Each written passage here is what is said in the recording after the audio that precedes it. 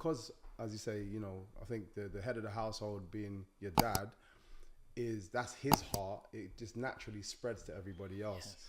And that seems to be, you know, that because that's his first love, not in order to gain his attention, but that is where his attention spikes. Yeah. So if you're talking that language, he's engaged. Yes. And so, you know, you as a kid, you learn how to engage people just from your surroundings and how you've been raised. And martial arts was that. Yeah. Well, you're currently ranked at number 2 Bellator weight. Mm-hmm. Yeah. It'll be number 1 in a second because my last fight, they haven't updated it. But yeah. Come on, get in. We've got the number 1 in the world right now. Come on, baby. But what I want to say is that through hard work? Or is that a gift or combination of both? Do you think somebody can make it without being gifted? So it's weird. So I feel like now people see me as gifted, and it feels like, you know, I am different to a lot of the people. You see people coming through the gym and people that have sparred me and stuff, and they're like, man, you know, they've never seen anything like it. Mm-hmm. But at the same time, it was, as much as it wasn't in my adult years, as a kid, I used to get my ass handed to me for fun. Out of like my siblings, it was my oldest brother and my sister, who were the best two.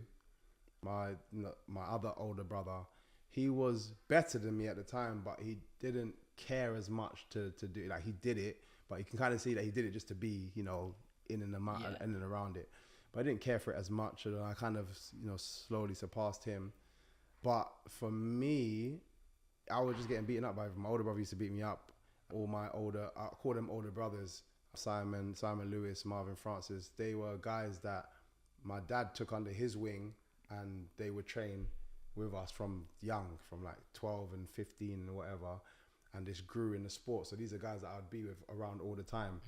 And even outside, the people I could call, and so they were like my older brothers, you know what I mean? They'll come down. If I needed help with something, they can come down. Yes. And they were all from rough areas as well, because we was in and around Harlesden, Stonebridge, and all those kind of areas where we were doing the classes. So my dad knows a lot of the kind of the negative people, but in a good way, because he used to bring all of them in and teach them. Yes. So all of these guys I used to look up to as well, and it's that was my influence. That was for me that was the best bit about.